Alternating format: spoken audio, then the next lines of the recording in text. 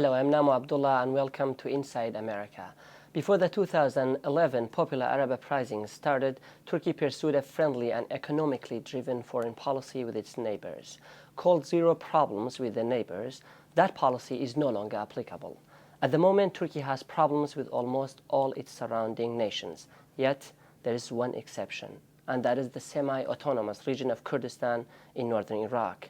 Relations between Turkey, whose energy is hugely dependent on foreign oil, and the Kurdistan Regional Government, or the KRG, have not only remained intact but also progressed considerably ever since 2009. As Iraqi Kurds have discovered and developed new oil and gas fields in their territory and remained relatively stable in an otherwise turbulent country. But the Turkey-KRG friendship has been at the expense of Ankara-Baghdad relations, which have remained strained for years. Over the past few weeks, however, Turkish and Iraqi diplomats have exchanged visits, signaling the possibility for improved ties between the government of Prime Minister Nuri Maliki in Iraq and that of his Turkish counterpart, Recep Tayyip Erdogan. This has caused some Kurds to fear that the improvement of Ankara-Baghdad ties would have negative impacts on Turkey's relationship with the KRG, which continues to be at odds with Baghdad over significant issues such as oil and land. How reasonable is that fear? Or have Turkey and the KRG become indispensable partners as each of them attempt to boost its position in an increasingly tumultuous region? What kind of role do the Kurds play in Turkey's aggressive search for regional dominance in a new Middle East whose current borders are increasingly challenged by a resurgence of ethno-sectarian politics? Well, to discuss this subject, I am joined by two distinguished experts here in Washington, D.C. One of them is Eli Sugarman, a fellow at the Truman National Security Project. Mr. Sugarman, who has previously served as a senior advisor to the State Department, has co-authored a report on the regional significance of the KRG-Turkey relations for the United States. The report was published today. The other guest is Scott Bates, president of the Center for National Policy. Mr. Bates has been in Iraq, where he worked with the country's elected leaders on how to rebuild the country after the war. He has also extensive experience on Capitol Hill, where he served as advisors to several congressmen on domestic and foreign affairs. Thank you so much, gentlemen, for joining us. Eli, let me start off with your recent report. Can you tell us why you are arguing that the relationship, the recent improvement in the ties between Turkey and the KRG are significant for the United States? Great. Well, thank you, Namo. It's a pleasure to be here today. So the KRG-Turkish relationship is important for the U.S. because we believe, my co-author and I, that it will bring stability to Iraq. That the real challenge to Iraq's stability and it remaining one stable country that grows together are the tensions, the ethno-sectarian tensions between the country's Shiites, Sunnis, and Kurds. And so right now what you see is a very strong central government that is accumulating more and more power and pushing the Sunnis to one side, pushing the Kurds to another, and that's leading to conflict and to violence. And so right now you're seeing a resurgent al-Qaeda, you're seeing political dysfunction, and we believe that if the Kurds are given leverage, that if they have hope for a better future, that they can negotiate with the prime minister, with the strong central government, and actually that by decentralizing power and sharing power, Iraq is stronger together. But here in Washington, people fear that as Turkey unilaterally, for example, signs oil contract with the KRG, that would fuel separatism in Iraq, and that could eventually lead to the disintegrity of Iraq. Right. What do you make of that? Right. No, you're exactly right, and that is the major concern that's driving U.S. policy. I reject that argument. I think that, as has been shown the last 5 to 6 years, as the oil contracts have started to grow in the KRG, that actually that isn't driving instability. That what drives instability is what's leading to violence in the Sunni parts of Iraq. That is a group of Iraqis not having political power, not having economic power, and that you actually need to give the Kurds more leverage over the central government. So you actually want them to develop the oil resources. You want big U.S. companies in there, because if they have leverage, if they can export oil and gas without Baghdad's direct approval, that then forces the central government to negotiate and to share power. And that's what actually leads to stability.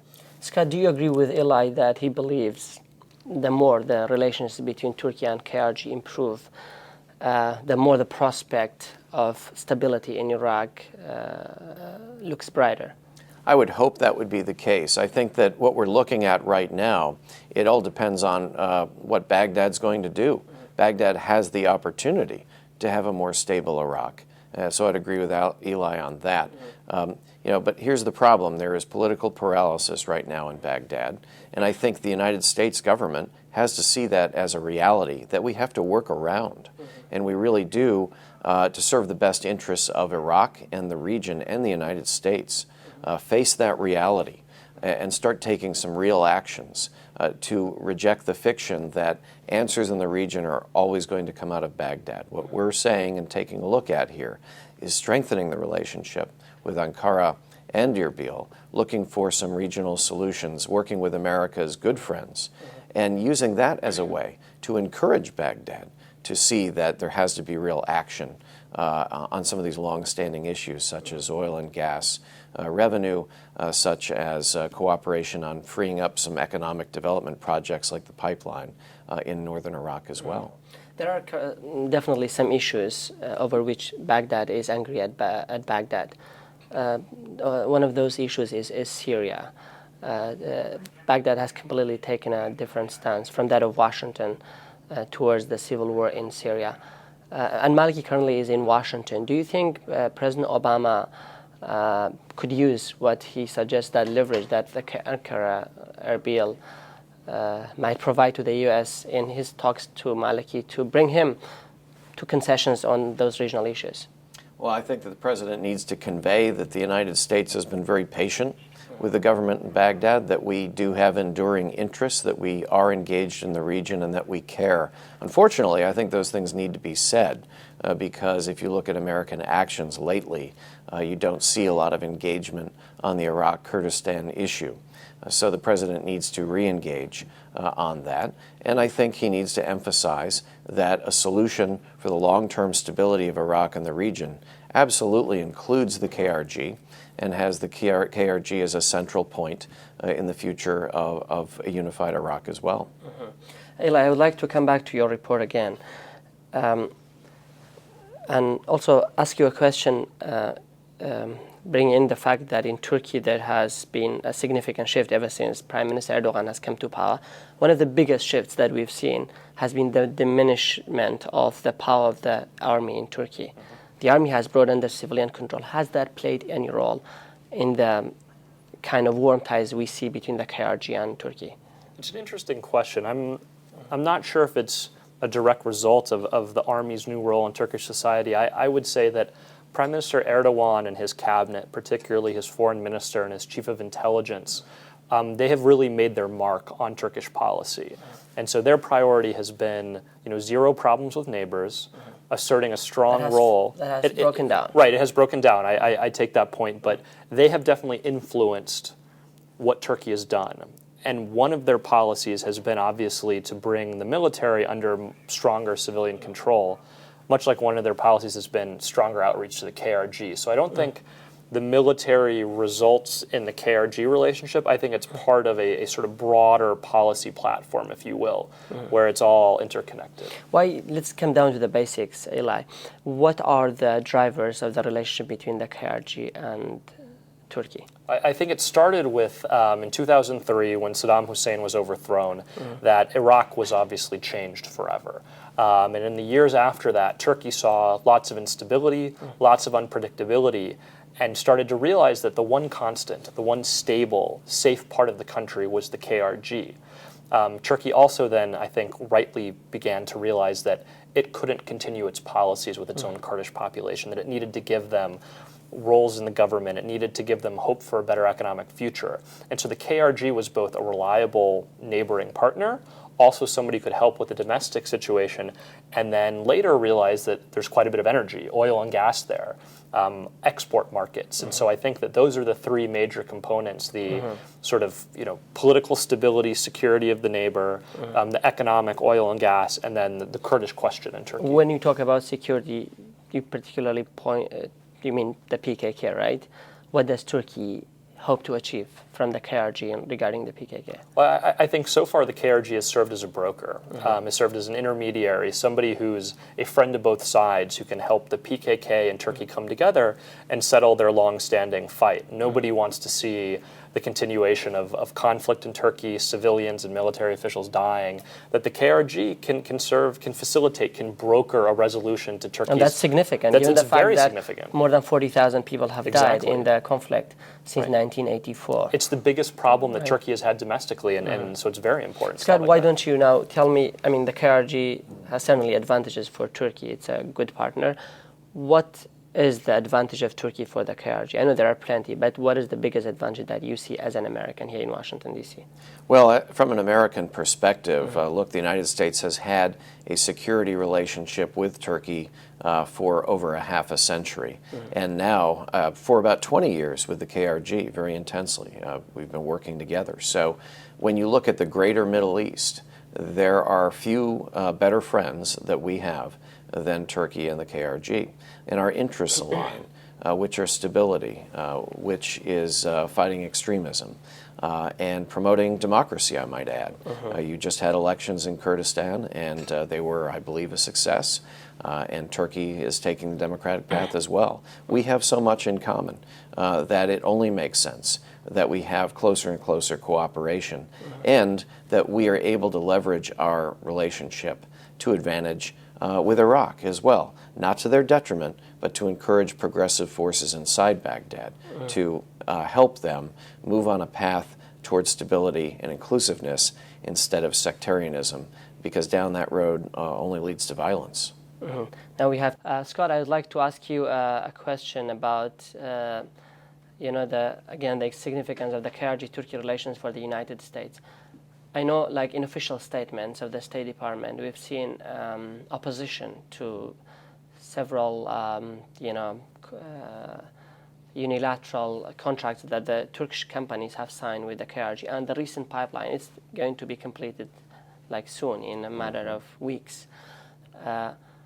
Why is the State Department, or why is the Obama administration so, worried or opposed, as it seems, to those unilateral ties? Well, I think this is a legacy of the Obama administration policy, the one Iraq policy, right after the American pullout. And it made sense at a turbulent time, but I think the United States really needs to look again at our Iraq policy, and I'm hoping that the President and his team are doing that, and our proposals are one small step in that direction.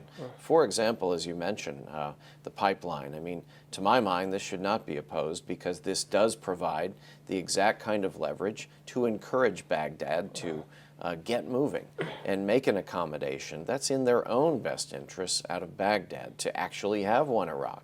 Sometimes not taking action is a policy, and I'm afraid that it's not a good one. So the U.S., instead, I would advocate, should be encouraging more economic ties between the KRG and Ankara, should be encouraging the kind of prosperity that's happening in Kurdistan, because that would be a lever to get Baghdad to say, right, we want to be in on this prosperity too. And to do otherwise holds back the entire region. We really can't afford that, because as you can see from the violence inside of Baghdad and across southern Iraq, time is not on our side when you're thinking about peace in the region. The situation is deteriorating, and so we have to do something to move relations forward in the region. Eli, I think it was yesterday, just a day before Prime Minister Maliki arrived in Washington, a number of prominent senators issued a statement and criticizing Maliki in really harsh terms for his incompetence in governing Iraq. What do you think are the biggest worries for Washington in Iraq? Yeah, I think the biggest worries are, one, sort of the Iran-Syria nexus, if you will. I think that despite the Iraqi government statements, most people believe that there are flights from Iran going to Syria that are carrying troops, weapons, money, who knows, all of the above. And so one concern is that. Concern two... Sorry, let me stop you a little bit. Maliki's op-ed in the New York Times today, he says we can control that only if we have Air defense. Air defense. They don't Right. have it. Right. Do you think they will really control the shipment of Iran's weapons to Syria, even if they had a good air defense system? I'm dubious, and here's why. And I think in Maliki's defense, most Americans don't realize, I think the policymakers sometimes do, how difficult it is having Iran as your neighbor with miles and miles of border, where Iran is meddling in your internal affairs all the time. They send spies and they send military, and it's a very difficult problem to manage. But even if the Iraqis had air defenses, I don't think that they would be shooting down Iranian planes. I think that maybe it would encourage Iran to find other ways to smuggle their support into Syria. But I think it's a smart thing for the government of Iraq to say. I don't think it solves the issue, though. It is very interesting how even in Iraq, the Kurdistan Regional Government is taking more a pro-Western stance towards the Syrian conflict. Because is that also because of the relationship it has with Turkey, or what? What is the reason? I think the KRG is taking a more nuanced approach. I think part of it is that part of the KRG in Suleimania is closer to Iran. You know, part of the KRG in Erbil, KDP, PUK, whatever the divide is, it makes sense to have closer ties to the country that borders your region. So I think that there are more voices in the decision making in the KRG, and that they know that it would be very bad for U.S. relations if the KRG was to be. Eli, since you went into those little details in Kurdistan's domestic politics, I'd like to ask you, Scott, a question about the recent elections we had in Kurdistan, and that showed a significant victory for the KDP, which is very close to Turkey. Definitely, Turkey likes that. Well, you know, I'm not sure what the Turks like or don't like. I can tell you that it's positive from an American perspective that the elections took place, that they were, relatively fair by standards that the international community sees. What is interesting to me is, though, that there's a real divergence. It's not just the usual voting for one party. I think Kurdish voters are becoming consumers and citizens. They're not just partisans of one camp or the other. There's a real competition taking place.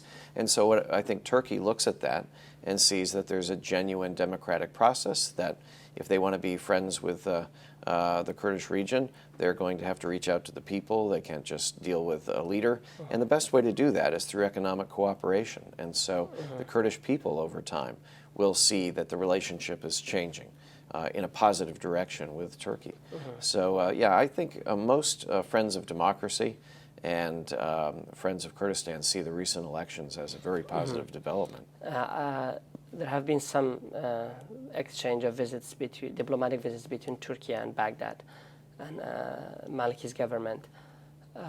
Can we expect those relations to improve? They have been strained for years. Can you talk about that?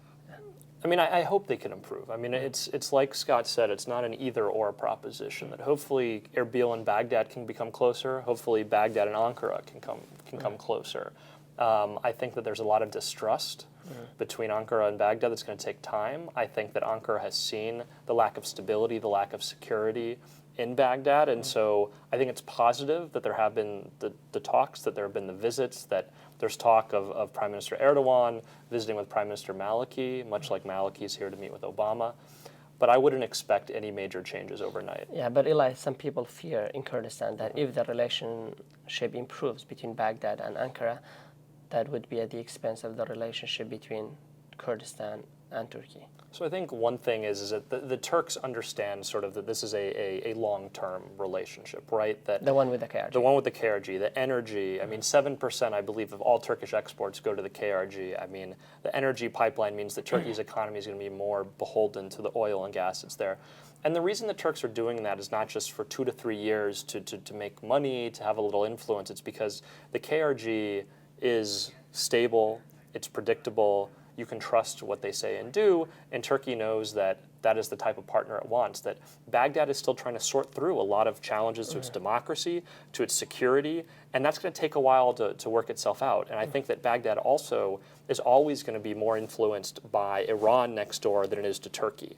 And so Turkey knows that. And so for that reason, it's never going to jettison the KRG, if you will, and side only with Baghdad. Both Turkey and Iraq have a common fear that the Kurds might someday declare independence, might have a state. That's why if you look at history of the Kurds, each time the neighbors of Kurds have got closer to each other, the Kurds suffered. Don't you think, again, the relationship between the KRG and Turkey is mutually exclusive, and so you can have Baghdad and KRG both in good terms with Turkey? I think it's natural for Kurds to be aware of their own history, to be wary of, as you said, their neighbors getting closer at the expense of the Kurdish people. If you look at history, that's what it dictates. However, I believe things have changed. And in this regard, Turkey had an iron grip over the Kurdish people in its own territory for many decades. And now that's loosening. And so for Turkey to maintain its internal stability, to be truly democratic, it's going to have a good and decent relationship with the KRG. That only helps its own internal situation. So in that way, I believe that the KRG cannot be permanently undermined by a Turkish-Iraqi rapprochement. From a Kurdish perspective, I would suggest that it is important that Turkey and Baghdad have some decent ties with each other, because the more exclusive, then the more defensive Baghdad will be, and will not loosen up and allow a true federal situation, which would be to KRG's benefit. I mean, Iraqi Kurds definitely feel they are important now, or at least more important than they have ever been since the collapse of the Ottoman Empire. I mean, that happened after the US-led invasion of Iraq. But I would like to know how important they are in helping Turkey in its attempts to search for regional dominance. You know, it's really competing with a lot of actors, including Iran. We just talked about, if you are Turkey and wanting to expand your influence, your trade ties, your security sphere into Central Asia, you cannot afford to have an antagonistic relationship with KRG, because that undermines your own internal stability. You want peace and stability at home. If you can have a decent relationship with the KRG, that gives you leverage with Baghdad as well. And then you can turn your attention to other places, and in particular Central Asia and all of the energy resources there. So again, I don't know if it's Turkish goodwill that is creating. It could be their own self-interest, and that's okay, because then you have something in common. You're all working together to achieve similar ends. Scott says that Turkey's internal security is dependent on the KRG's relationship with Ankara. That's huge. But I'd like to look at the issue from another side. Do you think that the KRG has played any role in Turkey's attempts to reform its policies toward its own Kurdish population? There has been some significant reforms. The very utterance of the word Kurd was a taboo in Turkey. Right. Now there's a Kurdish language television station broadcasting around the clock. I do think so. I think part of it you touched upon earlier, which is what can the KRG do to help Turkey solve its problem with its own Kurds in the PKK. Part of that is the KRG saying, you have to treat your Kurds better. That we as Kurds, we as Iraqi Kurds, understand what being oppressed means.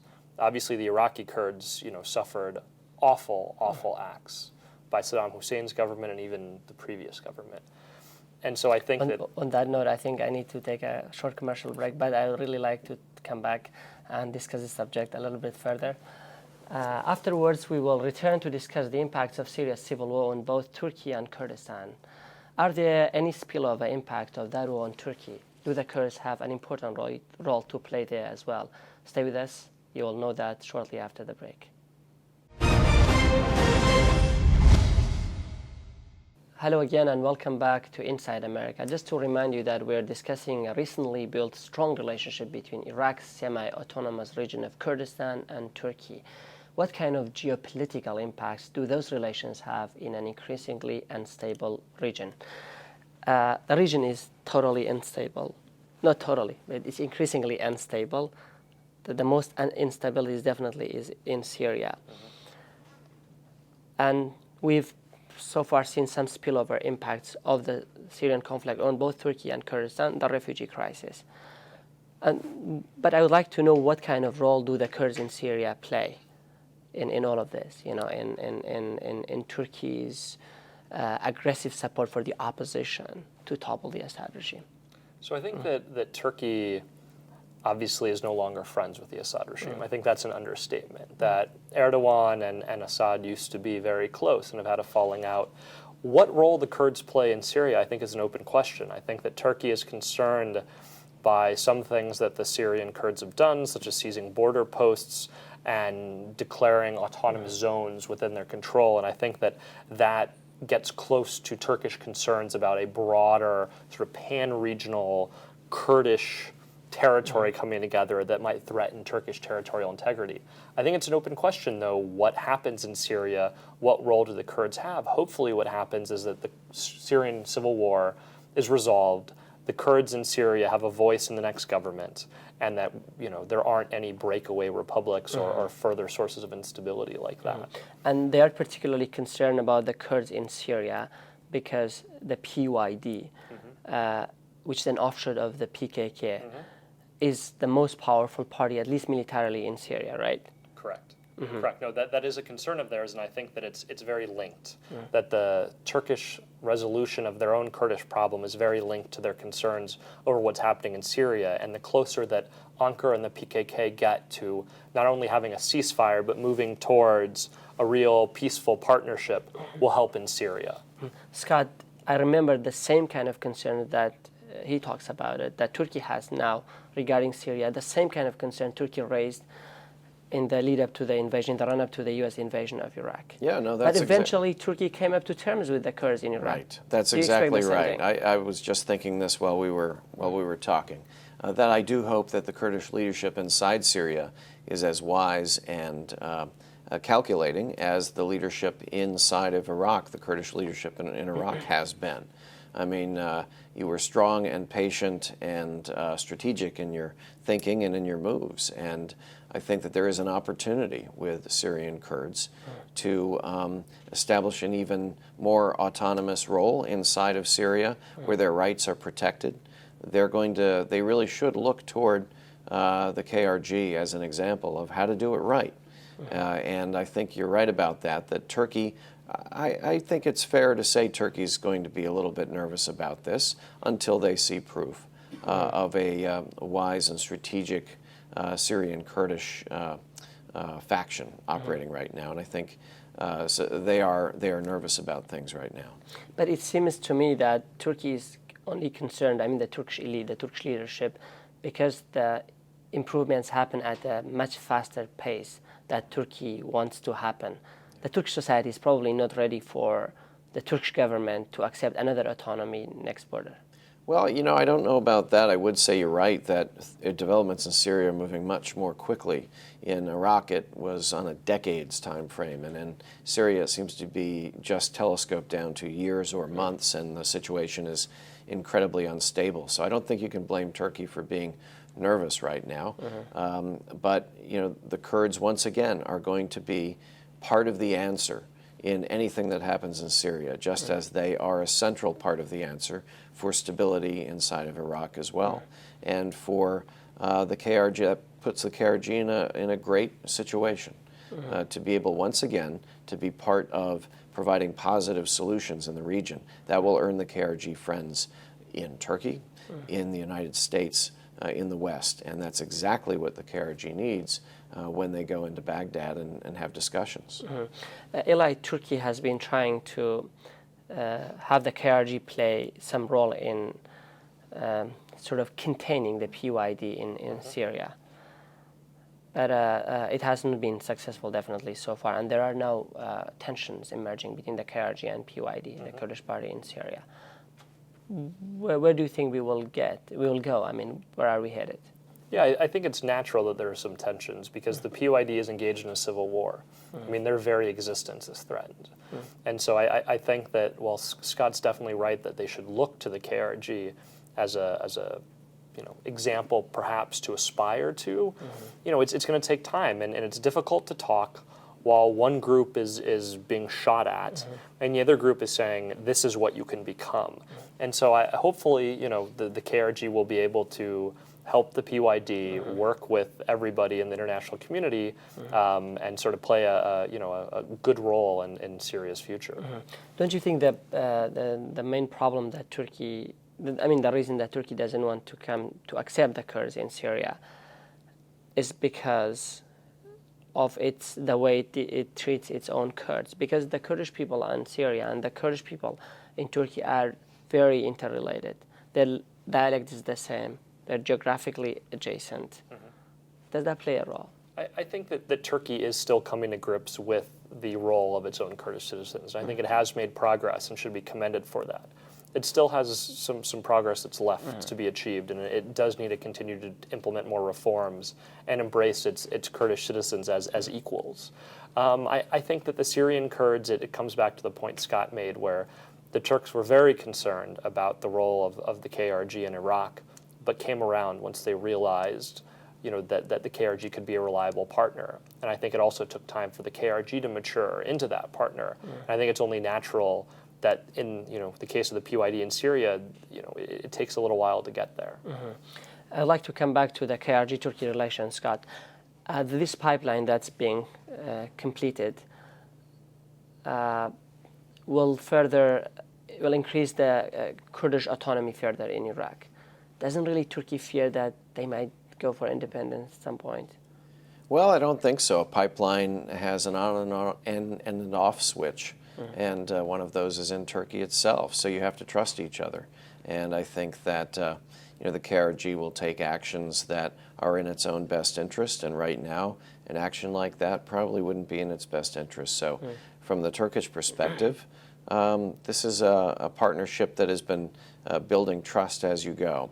And I don't think that they're too afraid of a quick move like that. So you think the status quo will remain so indefinitely? I didn't say that. I think the answer to that is in Baghdad. If Baghdad really begins to accept the KRG as a real partner, to welcome the Sunnis back into government in a meaningful fashion, Iraq has a chance. And if they don't, I fear for the future of the region, to be very honest with you. And that's why I think the United States needs to keep its friends very close. And the KRG and the Kurdish people in Iraq have been great American friends over the last couple of decades. So anything we can do, back to our report, which says that there needs to be a Ankara-Erbil-Washington connection, where we're encouraging each other, that's a positive thing, and I think that will encourage Baghdad.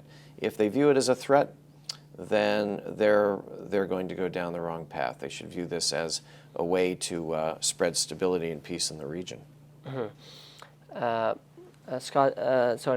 the borders of the current Middle East, which were drawn after the end of the collapse of the Ottoman Empire as part of the Sykes-Picot Agreement, are increasingly being challenged by the rise of the Kurds in Syria, in Iraq, these non-state actors. And the Kurds are the largest ethnic group, or at least believed to be so, without an independent nation of their own. What do you make of all of this? And I think that, there is quite a bit of instability in the Middle East. One source of that instability is perhaps borders that were drawn without the best rationale behind them. And all you have to do is look at the map and see some of the interesting lines, right? But I think that the best way to address the Kurdish question right now is sort of the approach the KRG is taking, which is the KRG has said that it's committed to the Iraqi constitution and being part of a federal republic. Now that requires Baghdad to honor its commitments under the Iraqi constitution. And obviously if there comes a point where neither party can really meet expectations and that interests aren't aligned, then obviously that's a point that may be met in the future. But right now I think that generally you want to keep countries together, because the more fragment means the more that's fighting. But I think that it requires real commitment to working through political problems, power sharing, revenue sharing, and really honoring the Iraqi constitution. And I think that is a key, and that is part of a model that can be followed elsewhere in the Middle East. Even if the borders break down and an independent Kurdish state emerge in Iraq, that wouldn't necessarily be in the disadvantage of Turkey, right? Because it will remain completely dependent on Turkey. We're landlocked. Right. I think Turkey knows best what's in its interest right now, and I think that right now, like Scott said, an independent Iraqi Kurdistan is a sensitive topic. But that's not to say it's not possible at some point.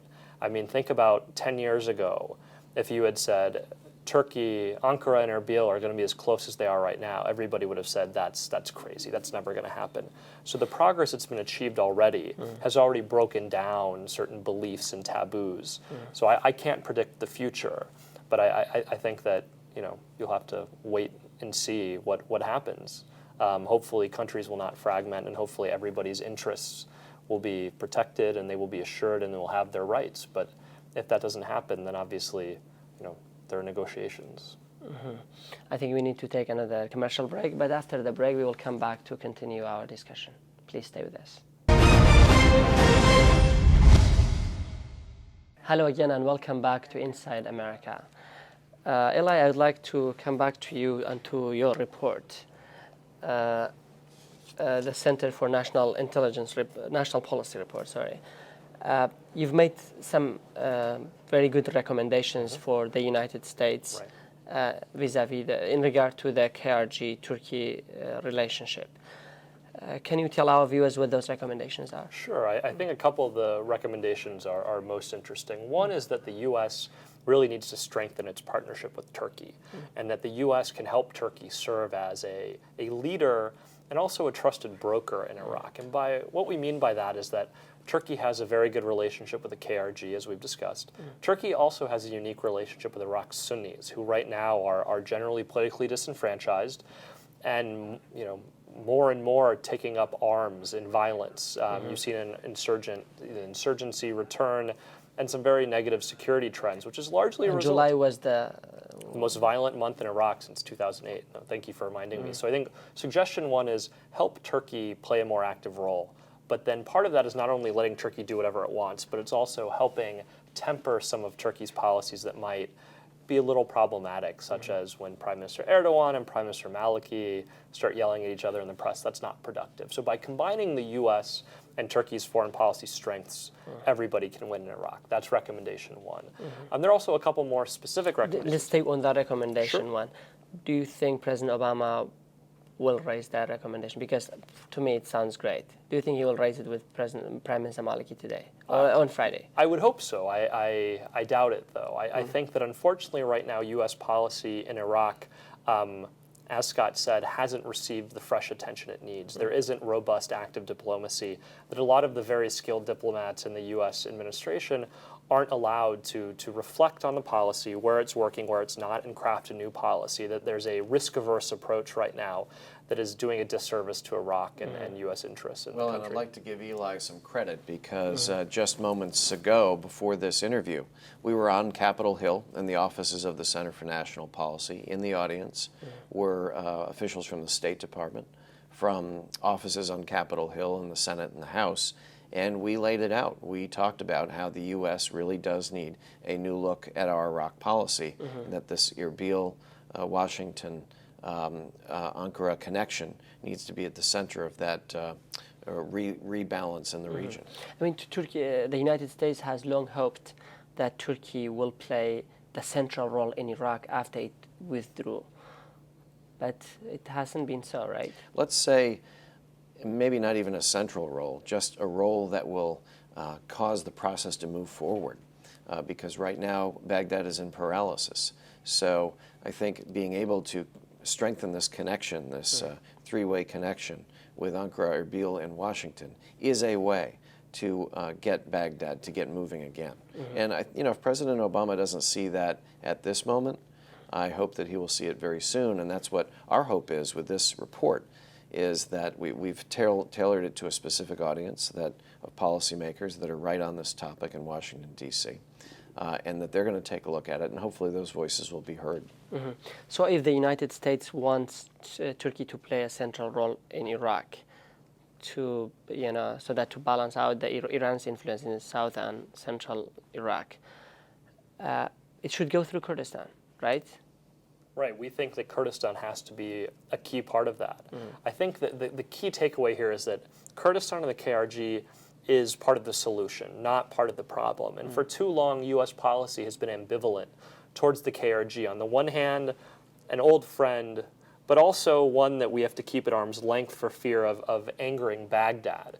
And there's this misperception, I believe, in the U.S. policy community that working closer with the KRG will only alienate Baghdad, which then promotes instability, not stability. And we reject that. And we think that you have to go through the KRG. You have to give them more influence in the country because they are going to help stabilize the country.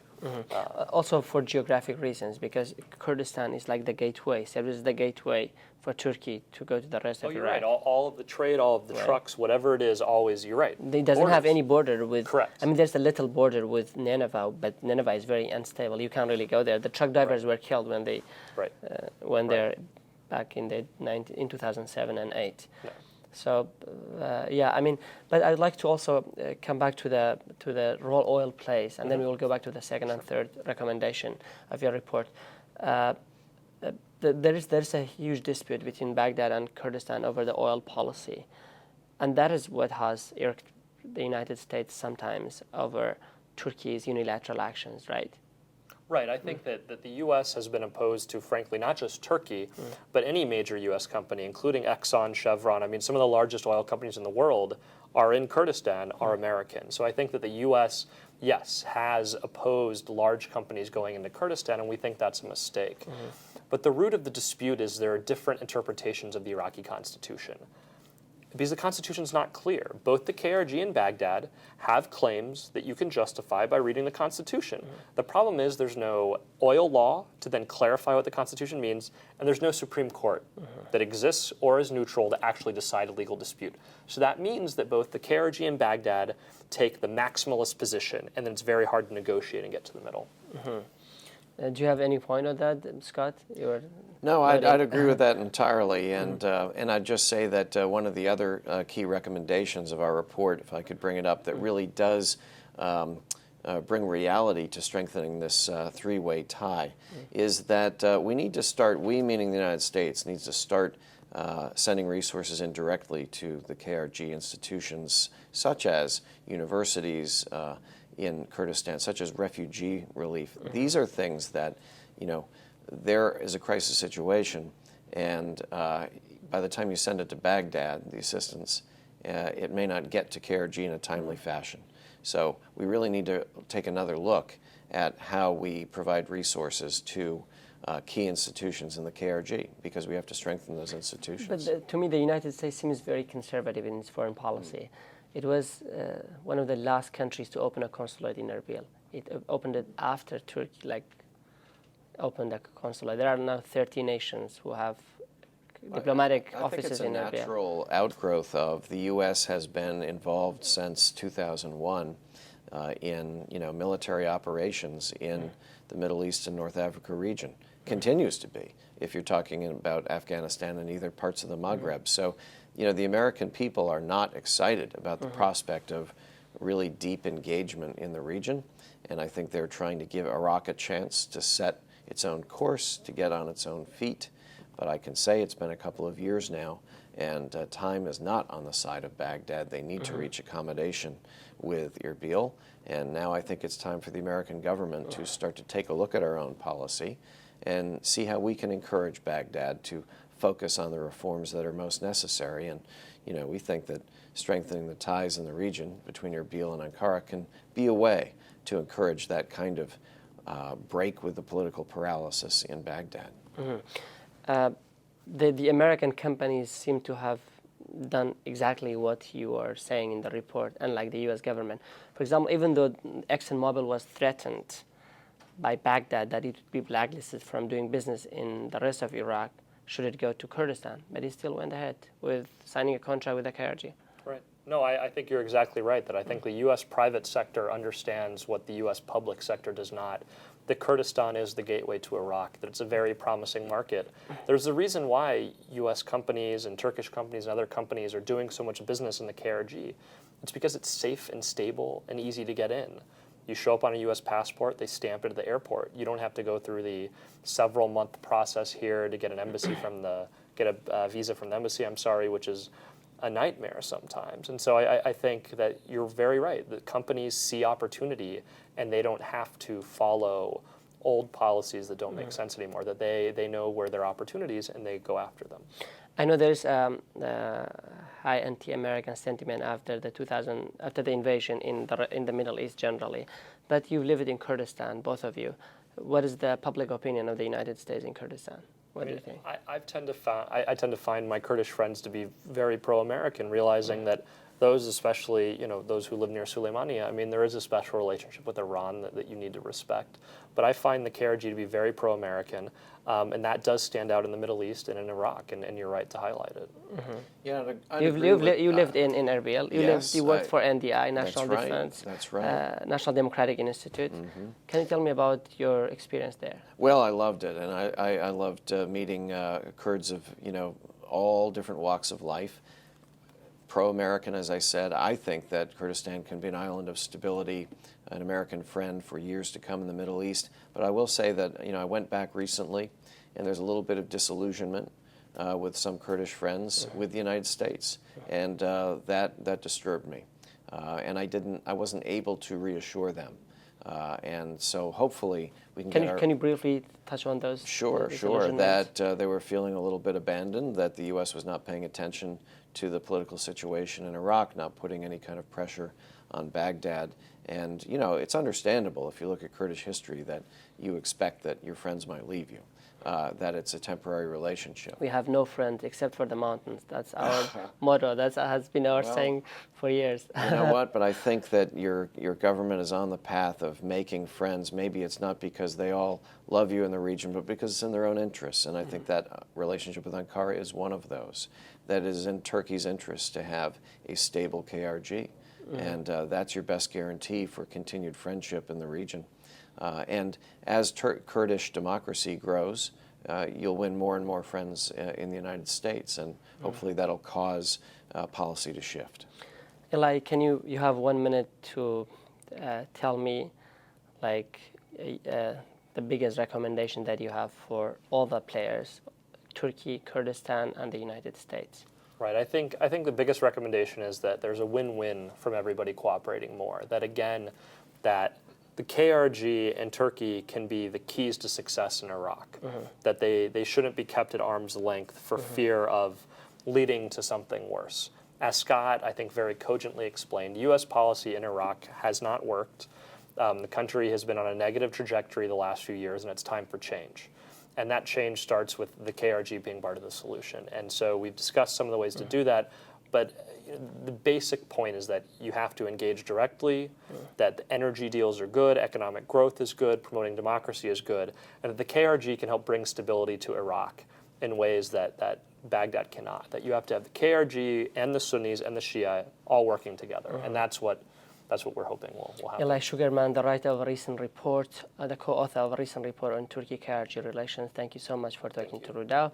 Scott Bates, the president of National Policy Council. Thank you so much for talking to us as well. Thank you. Dear viewers, thank you so much for watching. Until next time, be well.